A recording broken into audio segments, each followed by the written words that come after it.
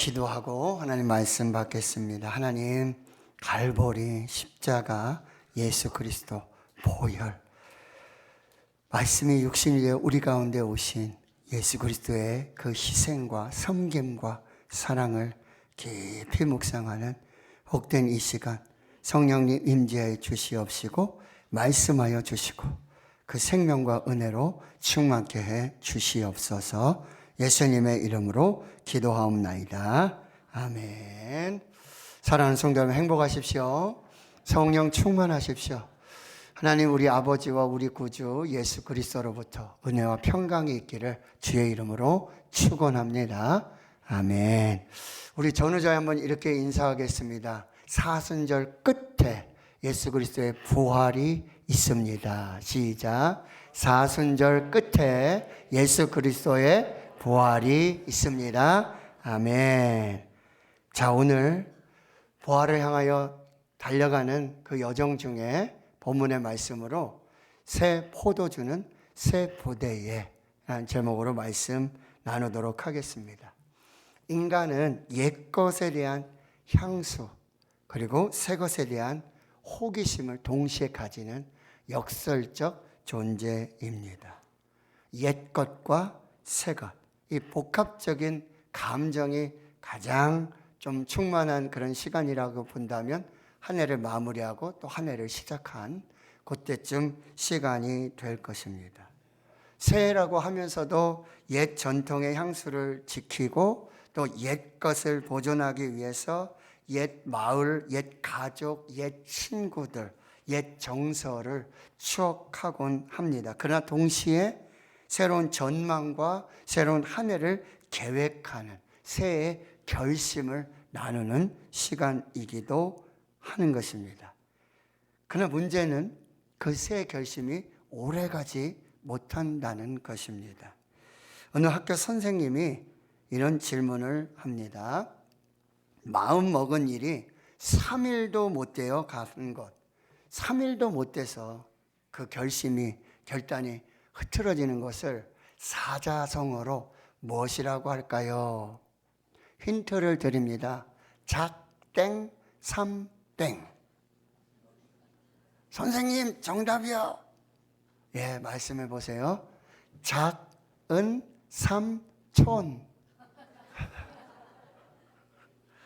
작은 삼촌이 항상 그런가 봐요. 한 결단을 하지만 한 3일을 못 가는. 그래서 정답은 작심삼일.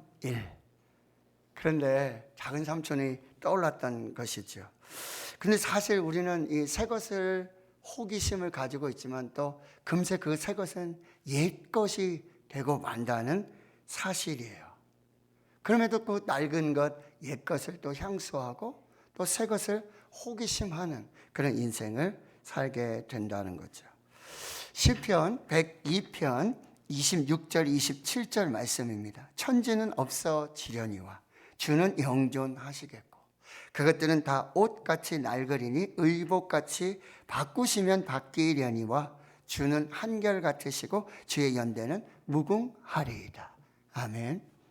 인간의 유한성, 하나님의 영원성을 볼 수 있는 것이죠. 자, 오늘 본문 속으로 들어가 보면은요, 알페오의 아들 레위가 예수님의 부름을 받습니다. 예수님은 병든 자를 치유하시고 죄인을 불러 구원하시는 영혼의 의사이십니다. 예수님의 부르심에 순종하여 제자가 된 레위는 그 기쁨을 표현하기 위해 집의 세리와 이웃들 그리고 예수님과 제자들을 초청하여 성대한 잔치를 베풉니다. 그런데 바리새인들과 이 서기관들이 예수님께서 그들과 어우러져 이 기쁨의 잔치를 벌이고 있는 것을 못마땅해 하고 비난하는 것이죠. 요한의 제자들과 바리새인들의 제자들 금식하는데 어찌하여 당신의 제자들은 금식하지 아니하나이까? 당시 요한의 제자들 바리새인들은 금식하고 있었습니다. 일주일에 2번씩 월요일과 금요일에. 그리고 민족적으로 국가적으로 7월 10일 대속죄일에는 성전의 회복과 이 하늘나라의 구원을 위한 절대 금식의 시간을 국가적으로 가지고 있었습니다. 그런데 예수님께서는 이 말씀을 들으시고는 세 가지의 비유를 말씀하세요. 첫째가 혼인 집에서의 금식, 둘째는 새 옷과 낡은 옷의 비유, 세 번째는 새 포도주와 낡은 가죽 부대의 비유입니다. 이 세 개의 비유는 매우 공통적인 의미가 있고요. 당시 이 금식 논쟁으로 인한 이 음식 논쟁 속에 유일한 대안을 또 해결책을 주는 그런 예수님의 가르침이라 볼 수가 있습니다. 여기서 옛것은 본질적으로 옛 언약, 모세의 율법을 말하고요. 새 언약은 예수 그리스도의 복음을 의미합니다. 그럼에도 불구하고 예수님은 모세의 가르침으로 가르치셨습니다. 모세의 말씀을 인용하였습니다. 그런데 예수 그리스도의 이 복음은 그 시대만 새 것이 아니라 본질적으로 영원히 새로워지는 복음의 가르치기이기 때문에 진리의 소식임을 말씀해 주고 있고요. 그래서 성경은 이 예수 그리스도를 히브리서 13장 8절에 예수 그리스도는 어제나 오늘이나 영원토록 동일하시니라. 또 예수님께서 산상수훈에서 마태복음 5장 17절과 18절에 내가 율법이나 선지자를 폐하러 온 줄로 생각하지 말라. 폐하러 온 것이 아니요 완전하게 하려 함이라. 진실로 너에게 이르노니 천지가 없어지기 전에는 율법의 1.1획도 결코 없어지지 아니하고 다 이루리라. 예수님이 오신 목적이 율법을 폐하려 하심이 아니라 완전하게 하심이고 율법을 다 이루시기 위함이라고. 그래서 사도 바울은 로마서 10장 4절에 그리스도는 모든 믿는 자에게 의를 이루기 위하여 율법의 마침이 되셨다라고 말씀하고 있는 것입니다. 중요한 것은 무엇입니까? 옛것 소중하죠. 우리 것 소중한 것입니다. 가장 한국적인 것이 가장 글로벌한 것이라고 말하고 있어요. 옛것 중요합니다.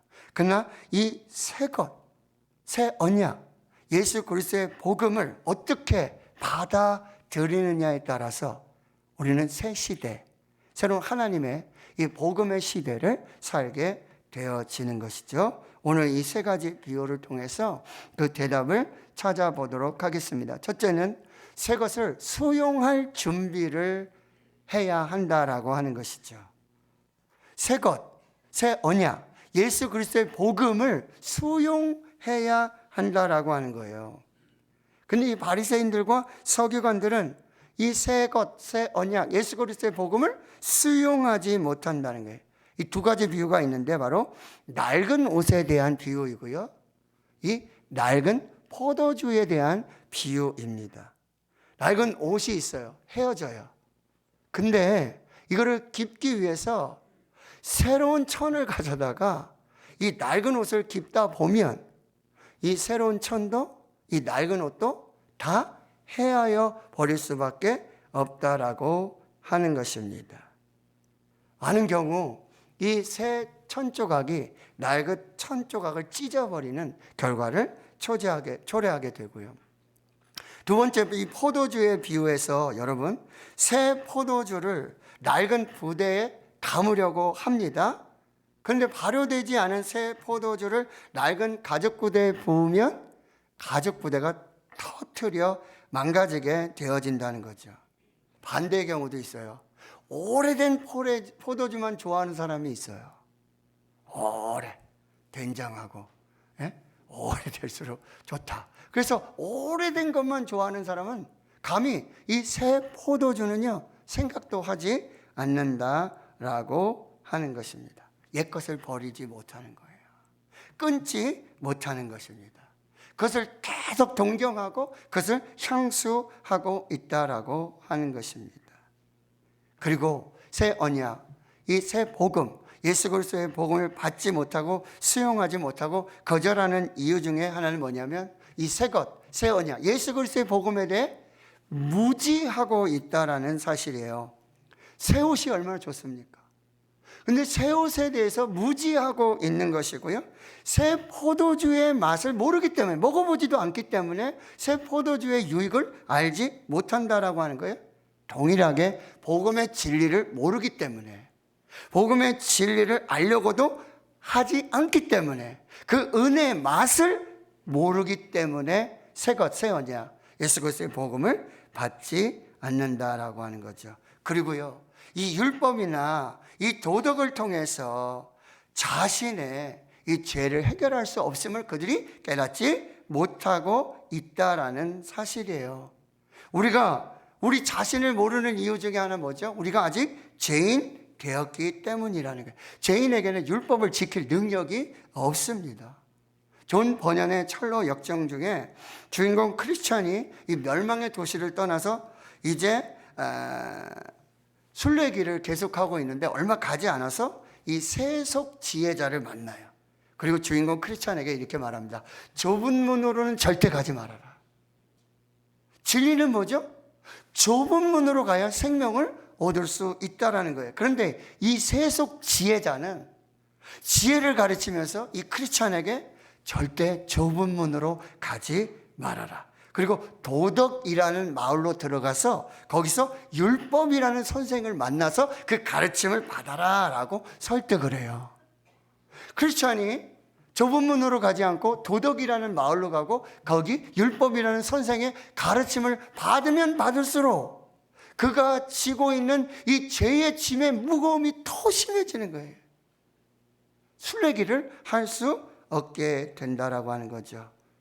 좁은 문으로 가지 못하게 하는 이 세속 지혜의 한계를 알지 못한다라고 하는 거예요. 또 철로 역정에서 이 크리스찬이 만나는 또 한 사람이 있는데 중요한 인물은 무지라는 사람이에요. 이름이 무지예요. 까막눈이라는 거, 알지 못한다는 사람이에요. 그런데 자신은 주의 뜻을 잘 알고 있고 선한 삶을 살아왔다고 자부하는 교만한 사람, 이 무지의 사람을 만나게 된다라고 하는 거예요. 그리고 자신은 철저하게 이 도덕적으로 종교적인 행위로 나는 잘 지키고 있고 율법을 잘 지키고 있기 때문에 나는 구원을 받을 수 있다고 자만하고 있습니다. 근데 마지막에 크리스찬이 이제 시온성에 입성을 하게 되는데 이 무지라고 하는 사람, 이 자만했던 이 사람은 구원받은 증명서가 없었기 때문에 바로 지옥으로 떨어지게 된다라고 하는 거예요. 무지와 자만이 새 것, 새 언약, 예수 그리스도의 복음을 수용하지 못하게 한다라고 하는 것입니다. 새 것을 수용할 준비가 되어 있어야 돼요. 둘째로는 이 새 것을 누릴 준비가 되어 있어야 된다. 새 것을 누린다, 복음을 누리고 산다라는 것, 이거 굉장히 중요합니다. 여러분 오늘 혼인집, 신랑과 함께 잔치하고 있는 사람들의 모습을, 비유를 우리가 보면 좋겠는데요. 레위는 이 예수님의 구원의 기쁨이 너무 감사해서 세리 친구들, 죄인들, 예수님 그리고 제자들을 다 불러서 기쁨의 잔치를 해요. 감사의 잔치를 해요. 너무나 흥겨운, 여러분 복음은 기쁨이에요. 복음은 감사고요. 복음은 주체할 수 없는 충만한 하나님의 은혜라고 한다는 거예요. 근데 그 레위의 잔치집에 있었던 신랑 대신 예수님과 그 혼인집 잔치처럼 그 충만한 잔치의 기쁨을 누리고 있는 그 자리에 바리새인들과 서기관들이 있었어요. 뭐라고 얘기하죠?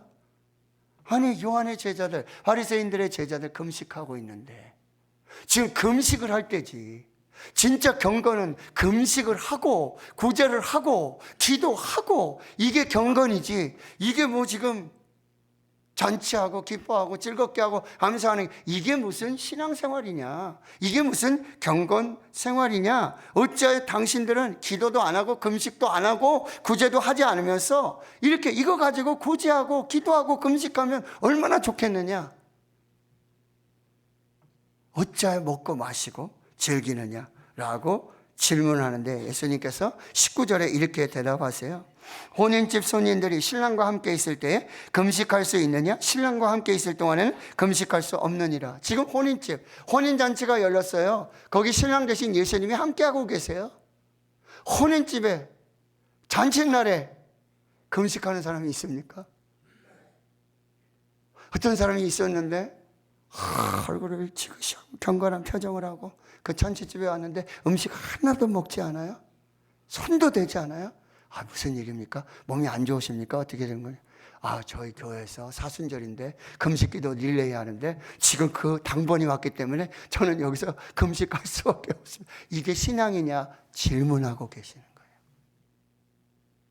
이게 진짜 경건이냐?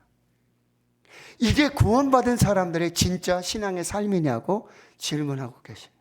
예수님 또 말씀하세요. 여러분 20절에 보면 신랑을 빼앗길 날이 이르리니 그날에는 금식할 것이라. 이때는 언제입니까? 신랑 되신 예수님께서 십자가에서 죽으시는, 고난당하시는 그때는 여러분, 그때 누가 잔치하고 그때 누가 춤을 추면서 누가 감사할 그 사람이 있느냐는 거예요.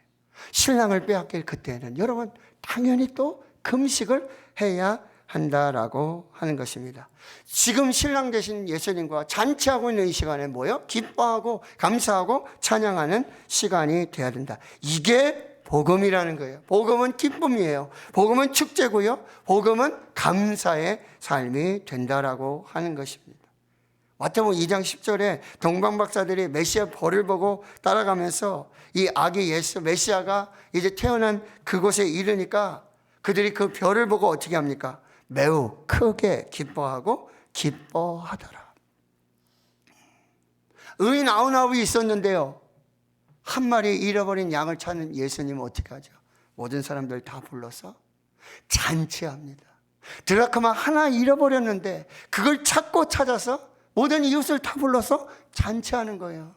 집을 나간 둘째 아들이 있었는데 그가 다시 집으로 돌아와서 아버지에게로 돌아와서 하나님께로 돌아왔을 때 온 집안이 잔치하는 그 기쁨의 역사들이 나타나게 됐다는 거죠. 누가복음 2장 10절에 복음을 뭐라고 말씀하십니까? 온 백성에게 미칠 큰 기쁨의 좋은 소식이라. 할렐루야. 이 복음을 누릴 준비가 되어 있어야 한다라고 하는 거죠. 사도행전에 이 복음이 전파되니까요, 사마리아 땅에 복음이 전파됐을 때 사마리아, 사도행전 8장 8절에 이렇게 말하면 그 성에 큰 기쁨이 있더라. 복음이 들어가는 곳마다, 복음이 선포되는 것보다 뭐야? 기뻐하고 춤추고 감사하는 역사가 나타나고, 빌립보 성도들에게 바울은 감옥에서 편지를 쓰죠. 빌립보서 4장 4절에 주 안에서 항상 기뻐하라. 내가 다시 말하노니 기뻐하라. 감옥에 갇혀 있는데요, 죽을 날이 언제인지 알 수 없는데요, 그럼에도 그는 복음을 받고 복음을 수용하고 복음을 누리면서 그 감옥이 천국이 되고 그 감옥이 기쁨의 장소가 되도록, 그리고는 감옥 밖에 있는, 오히려 감옥 밖에 있는 창살 없는 감옥 속에 있는 성도들을 향해서 주 안에서 기뻐하라. 이것이 복음을 받은 사람, 복음을 누리는 사람의 특징이라고 말씀하고 있다라고 하는 것입니다. 진정한 경건은, 진정한 복음을 수용하고 복음을 누리는 사람은 주 안에서 기뻐하고 감사하고 축제하는 그런 은혜를 누리게 된다라고 하는 거죠. 세 번째, 이 새 것을 담을 그릇을 준비하라고 말씀하십니다. 22절의 말씀에 오직 새 포도주는 새 부대에 넣느니라. 새 포도주, 말할 것도 없이 새 것, 새 언약, 예수 그리스도의 복음, 예수 그리스도께서 오신, 그래서 이루어지는 하나님의 나라를 말씀하고 있습니다. 이 새 포도주를 새 부대에 담아야 된다는 거죠. 근데 이 바리새인들과 서기관들은 이 새 부대가 준비되어 있지 않은 것입니다. 그러면 이 새 포도주를 담을 새 부대는 무엇인가? 두 가지입니다. 복음적인 사고방식을 가지고 복음적인 생활방식으로 나아가야 한다라고 하는 것입니다. 복음을 수용하고요, 복음을 누리면서요, 이제는 복음을 담을 그릇을 준비해야 되는데 복음적인 이 사고방식, 복음적인 생각, 그리고 복음적인 행동, 복음적인 생활 방식을 가지고 나아가야 한다라고 하는 거죠. 첫째, 복음적인 생각을 하라. 빌립보서 4장 8절의 말씀입니다. 끝으로 형제들아, 무엇이든지 참된 것을 생각하라. 무엇이든지 복음에 맞는 이 경건한 것이 무엇인지 생각을 해봐라. 무엇이 옳은지, 무엇이 정결한지, 무엇이 사랑받을 만한지, 무엇이 칭찬받을 만한지, 무엇이 덕이 있는지, 무슨 기름이 있는지, 이것들을 복음 안에서 생각해 보라는 거예요. 이 복음으로 담아낼 수 있도록 복음 안에서 생각을 하라고 말씀하고 있다라고 하는 것입니다. 그런데 이 복음적인 사고방식으로 끝이 아니라 그 다음에 빌립보서 4장 9절에 사도 바울은 또 이렇게 말해요. 너희는 내게 배우고 받고 듣고 본 바를 행하라. 복음으로 생각하고 복음으로 사고했다면 이제는 복음적인 삶으로 복음적인 행동을 살아내서 이 새 포도주의 복음을 담아내라고 말씀하고 있다라고 하는 것입니다. 빌립보서 4장 8절과 9절에 아주 중요한 이 새 포도주 복음을 담아내는 그리스도인의 신앙의 생활 양식, 첫 번째 복음적으로 생각해라. 그리고 복음적으로 행동하라. 그래서 빌립보서 1장 27절에 사도 바울이 분명하게 말씀하고 있는 거예요. 오직 너희는 그리스도의 복음에 합당하게 생활하라. 여기 합당하게 생활하라. 공적 시민답게 생활하는 거죠. 하나님 나라의 시민답게 살아라. 하나님 나라의 백성답게 살아라. 이 복음을 수용하고 이 복음을 기쁨으로 누리며 이 복음을 담아내는 복음적인 사고방식, 복음적인 생활 방식을 통해서 복음에 합당한 삶을 살라고 말씀하고 있다라고 하는 것입니다. 이런 예를 들을 수 있어요. 한 나라의 왕이 있었어요. 임금이에요. 아주 인자하고 평도 좋고요. 너무너무 잘해요. 근데 이 왕이 아들이 없어요. 후사가 없어요. 그래서 고민을 하고 있는데 그날도 암행을 합니다. 몰래 백성들을 이렇게 살피면서 궁궐 밖으로 나와서. 근데 얼마 되지 않은 그곳에 다리가 하나 있는데 그 다리 밑에 부모가 없는 고아. 근데 이 아이를 보니까 눈이 초롱초롱하고 뭐 좀 하면 될 것 같아요. 그래서 이 왕이 다리 밑에 이 고아, 이 아이를 데리고 와서 내 아들을 삼아야 되겠다. 그러면 왕궁으로 데려옵니다. 새 이름을 주고요. 그리고 새 옷을 입히고요. 새 신발을 신기고요. 새로운 방을 만들고 침대를 만들고 네가 여기서 이제 왕자로 살아라. 밤이 됐는데요. 거지 왕자가 밖으로 슬금슬금 나가는 거예요. 그리고 다리 밑으로 가는 거예요. 거기서 누워 자고 있는 거예요. 물어봤어요. 여기가 더 편해요. 여기가 익숙해요. 여기가 더 좋아요. 그 왕이 다시 아들을 불러서 이렇게 얘기하는 것입니다. 너는 이제 왕자답게 생각하고 왕자답게 행동하고 왕자답게 살아야 한다. 왕자는 어떻게 말을 해야 되는지, 왕자는 어떻게 행동해야 되는지, 왕자는 어떻게 처신해야 되는지 그것을 배우고 그것을 살아내라. 그게 왕자가 되는 길이다 라고 말을 했다라고 하는 거죠. 새것과 옛것이 계속 충돌합니다. 예수 그리스도의 복음과 율법이 충돌합니다. 그러나 혼인집에 가서 신랑과 함께 금식하는 그 삶은 복음적 삶이 아니에요. 낡은 것을 가지고 새 것을 기우려고 하는 것, 새 포도주를 낡은 부대에 담는 것, 이것은 예수 그리스도의 복음을 살아내는 삶이 아니라고 한다는 거죠. 오늘 우리는 예수 그리스도 안에서 새로운 피조물이 되었습니다. 하나님의 자녀가 되었습니다. 이제 복음을 수용하고 복음을 누리며 이 복음을 담아내는 복음적 생각과 복음적인 삶의 행동으로 나아가야 할 때 우리는 진정한 복음을 살고 복음을 누리며 복음 안에서 하나님의 뜻을 이루고 하나님의 기쁨을 누리게 되어지는 것입니다. 고린도후서 5장 17절의 말씀 함께 읽어보겠습니다.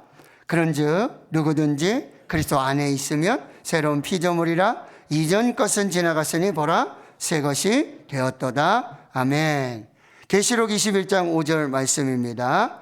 보좌에 앉으신 이가 이르시되 보라 내가 만물을 새롭게 하노라 하시고 또 이르시되 이 말은 신실하고 참되니 기록하라. 아멘. 로마서 12장 2절 말씀입니다. 너희는 이 세대를 본받지 말고 오직 마음을 새롭게 함으로 변화를 받아 하나님의 선하시고 기뻐하시고 온전하신 뜻이 무엇인지 분별하도록 하라. 아멘. 복음으로 하나님의 자녀로 이 복음을 누리면서 복음을 살면서 복음의 전도자로 복음의 거룩한 은혜와 축복을 누리는 새 포도주는 새 부대에 오늘 그 은혜로 충만한 역사가 있기를 주의 이름으로 축원합니다. 하나님 감사합니다. 오늘 우리를 복음 안에서 그리스도 안에서 새로운 피조물 되게 하시고 하나님의 자녀가 되게 하시고 그럼에도 불구하고 왕자가 되었음에도 불구하고 만왕의 왕이신 하나님 나라의 그 하나님의 왕자가 되었음에도 불구하고 아직도 옛것을 버리지 못하고 그 무지와 그 자만과 교만으로 복음을 살지 못하고 복음을 누리지 못하는 이 연약함을 용서해 주시옵시고 이제 하나님의 복음으로 생명의 복음으로 구원으로 그 은혜와 역사를 살게 해 주시옵소서. 예수님의 이름으로 기도하옵나이다. 아멘.